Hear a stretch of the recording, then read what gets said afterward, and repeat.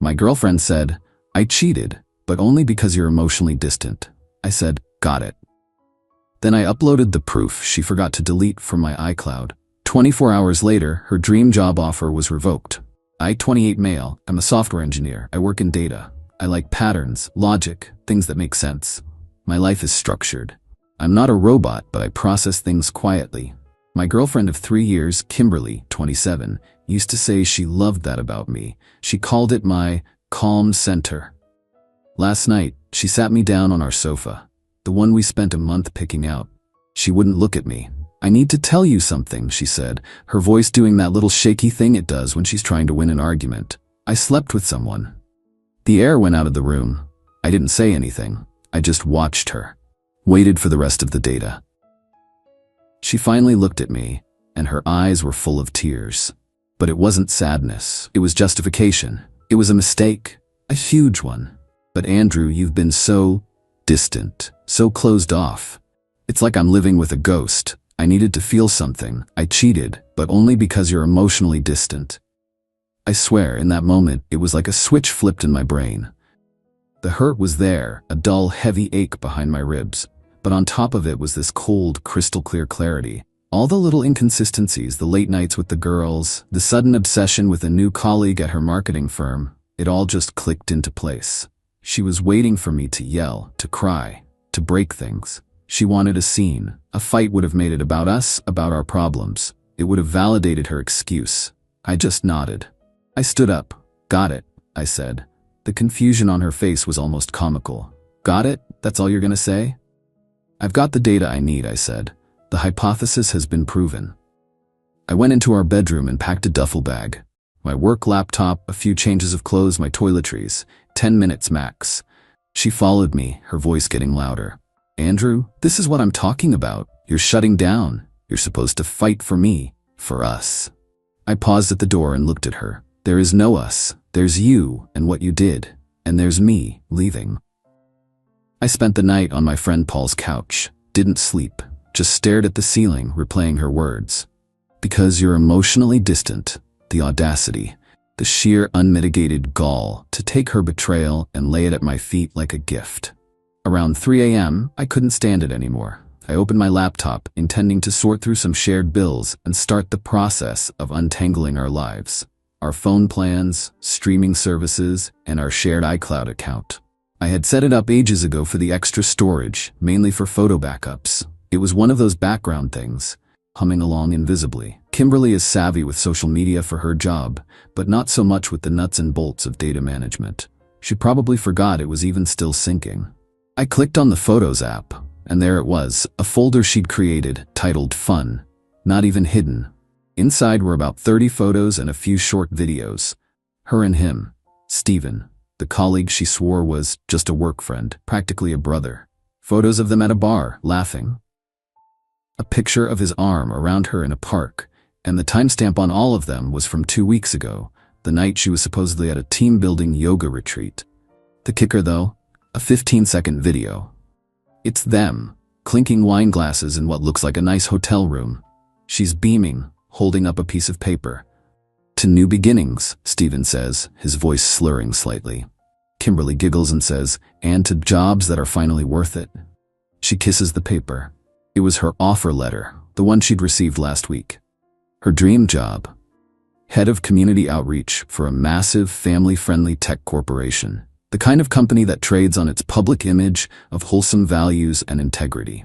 She'd been through 5 rounds of interviews, talked endlessly about their corporate ethics, their charity work, how this job would finally let her make a real difference. She celebrated her new life on the ashes of our old one, documented it, and then blamed me for the fire. I downloaded every single file to a secure encrypted folder on my hard drive. I titled my folder Consequences. Then I logged out. I sat there in the dark, the screen of my laptop illuminating my face. She thinks I'm emotionally distant. She's about to see what focused, methodical action looks like. Update 1. Things have progressed, just as I anticipated. Thank you for the validating comments. It's good to know I'm not crazy. I've ignored the flood of texts and calls from Kimberly. Paul has been a lifesaver. The first 24 hours were about precision. Rushing this would be a mistake. I reviewed the company's website again, screenshotting their corporate responsibility and employee conduct page.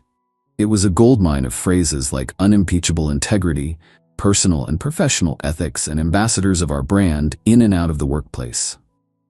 I drafted the email from an anonymous account. It was cold, factual, and professional. Subject: for your discretion, information regarding new hire Kimberly Ellison and employee Stephen Croft. To head of HR's email. Head of communications email. Dear Miss Comms Head's name, I am writing to provide information that may be relevant to the recent hiring of Miss Kimberly Ellison and the conduct of a current employee, Mr. Stephen Croft of the marketing department. This information appears to show behavior that is in direct conflict with your company's publicly stated values. The attached files were discovered in a shared digital space. Of particular note is the video dated date, which appears to show Miss Ellison celebrating her job offer in a hotel room with Mr. Croft. The files are from a folder she personally titled Fun. I trust you will handle this with the appropriate internal discretion. Sincerely, a concerned observer. I attached the 5 key files. The send button felt heavy. This was the point of no return. I thought about her crying on the couch, but then I remembered the reason she was crying. Not remorse, but a strategic bid for my sympathy. My phone buzzed. A text from her friend Donna. Andrew, Kimberly is a mess. You need to be a man and talk to her. Don't be a coward. You know you pushed her away. This is on you too. That was all the confirmation I needed. The blame shifting was a coordinated effort. I hit send. This time, the result wasn't a sudden firing. It was something more corporate, more chilling. About 8 hours later, Kimberly called me, her voice tight with panic. I let it go to voicemail. The message was frantic. Andrew, what is going on? I just got a call from HR. They're postponing my start date pending an internal review. They were asking about Stephen. What did you do? They know his name. Call me. Another voicemail an hour later. This time she was weeping. Stephen was just told to work from home for the rest of the week. They're investigating him for unprofessional conduct. He's furious with me. He thinks I slipped up. This is because of you. You are ruining everything. The corporate machine is moving. It's not a swift axe, it's a slow, methodical grinder. They haven't fired her. They've put her in limbo. A place of pure uncertainty where all her dreams are suspended just out of reach. This is far worse for her than a quick termination. It gives her a sliver of hope, and I know she and her family will do anything to turn that sliver into a reality. They are about to show their true colors. Update 2. It has been one of the longest weeks of my life. The state of limbo I left Kimberly in was, as predicted, a catalyst for a full-scale pressure campaign. First came the smear tactics. A private Instagram account popped up. The username was something generic like The Real Story 8. It started following the people in my life that Kimberly knew personally. Paul, my sister, and a handful of my work colleagues she'd met at holiday parties. The posts were insidious. She took real memories and twisted them. A photo she took of me working late on a project was captioned, "He called this dedication. I called it neglect. Emotional abuse." A quiet anniversary dinner we had was reframed as me being controlling because I chose the restaurant. It was a pathetic, transparent attempt to paint me as the villain. Next, her father made his move. The email I received was exactly what I'd expect from him. It was a strategic attempt to neutralize the problem, me, before the company's investigation concluded. Andrew, it began, Kimberly is beside herself. She made a mistake, and the consequences have been disproportionate. I believe this has all been a terrible misunderstanding, fueled by your own hurt feelings. To help put this unfortunate chapter behind us all, and to compensate you for your distress, I am prepared to offer you a sum of $5,000. In return, you will contact her employer, state that the information you provided was a misunderstanding sent in anger, and you will not contact them again. He wasn't just buying my silence, he was trying to buy my complicity in her lie. He wanted me to actively help cover it up. I saved the email as a PDF and filed it in my consequences folder. I never replied. The climax arrived 2 nights ago. I had to get the last of my belongings from the apartment. Paul came with me. We'd timed it for when she should have been out. She wasn't. She was waiting for us with her mother in tow. An ambush. Andrew, her mother Dorothy said, her voice like ice. This has gone far enough. I continued placing my books in a box. Hello, Dorothy. Don't you dare, she snapped. You have intentionally and with malice interfered with my daughter's career. We have spoken to our lawyer. You have opened yourself up to a lawsuit for tortious interference and online harassment. I finally stopped and turned to face them. I looked from Dorothy to Kimberly, who was standing there silently, letting her mother fight her battle.